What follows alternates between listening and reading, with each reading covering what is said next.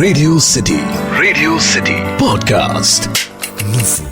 నేను with radio city. Radio city Nuvvu Nenu సినిమాలో ఇవాల్టి సినిమా చిరంజీవి గారి gang leader.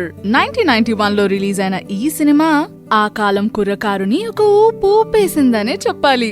Action crime film గా ప్రజల ముందుకొచ్చిన ఈ ఫిల్మ్ విజయ్ బాపినీడు గారి డైరెక్షన్ లో మన ముందుకు వచ్చింది. ఇందులో ఆనంద్ రాజ్ గారు, మురళీ మోహన్ గారు, శరత్ కుమార్ గారు సపోర్టింగ్ రోల్స్ లో తెర మీద మనకు కనిపిస్తారు. మే 9, 1991లో గీతా ఆర్ట్స్ పతాకంపై మన ముందుకు వచ్చింది ఈ సినిమా. ఈ cinema international film festival of ఇండియాలో కూడా స్క్రీన్ అవ్వడం జరిగింది.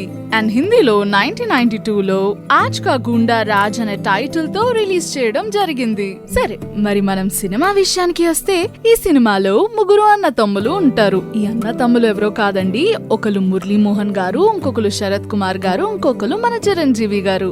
మొదటిగా రఘుపతి గారు అంటే మన మురళీ మోహన్ గారు ఇంటికి పెద్ద అన్నట్టు.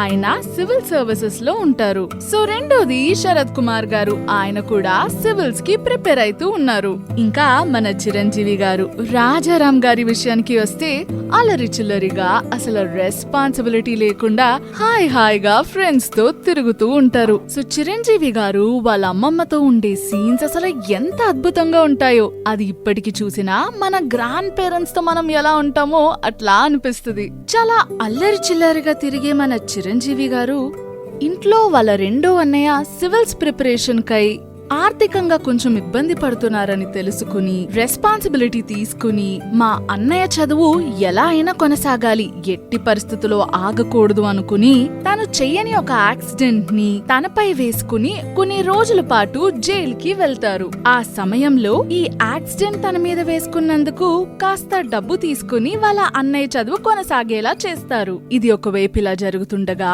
చిరంజీవి గారి మొదటి అన్నయ్య అయినటువంటి మురళీ మోహన్ గారిని విలన్ అయినటువంటి రావు గోపాల్ రావు గారు అత్యంత దారుణంగా హత్య చేస్తారు. ఈ విషయం జైల్లో ఉన్న చిరంజీవి గారికి తెలియనివ్వరు. ఆయన బయటకొచ్చేసరికి ఇదంతా ఒక యాక్సిడెంట్ అని అనుకుంటారు. అలా కొన్ని రోజులు గడిచినాక మురళీ మోహన్ గారిని విలన్ అయినటువంటి రావు గోపాల్ రావు గారు చంపుతున్నప్పుడు చిరంజీవి గారి ఫ్రెండ్స్ అయినటువంటి నలుగురు చూడడం జరుగుతుంది. అందులో ఒకరు ఆ బాధ ఆవేశం ఆపుకోలేక చిరంజీవి గారి మీద ఉన్న ప్రేమతో జరిగిన విషయం చిరంజీవి గారికి చెప్పేస్తారు.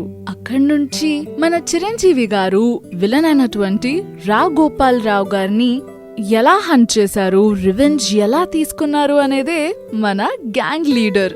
ఇదంతా సినిమా ఒక ఎత్తైతే గ్యాంగ్ లీడర్ గురించి మాట్లాడుకోవడానికి ప్రత్యేక అంశాలు చాలానే ఉన్నాయి. చిరంజీవి గారు మరియు విజయశాంతి గారు మధ్యన జరిగే ఆ సీక్వెన్సెస్ అన్ని కూడా సినిమా చరిత్ర ఉన్నంత వరకు మనందరికి గుర్తుండిపోతాయి. బై ద వే, నీకు గుర్తుందా మన చిరంజీవి గారి మేనరిజం? చేయి చూసావా ఎంత రఫ్ గా ఉందో, రఫ్ ఆడిస్తా అని చెప్పి నా డైలాగ్.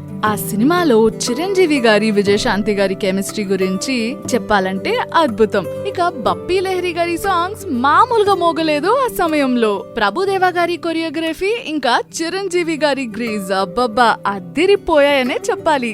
మొత్తానికి విజయ్ బాపినేడు గారి డైరెక్షన్ లో వచ్చిన gang leader one of the cult classics అనే చెప్పాలి. సో అదబ్బా నువ్వు నేను సినిమాలో మెగాస్టార్ చిరంజీవి గారి గ్యాంగ్ లీడర్. రేపు ఇంకొక కథతో మళ్ళీ కలుద్దాం. Radio city podcast.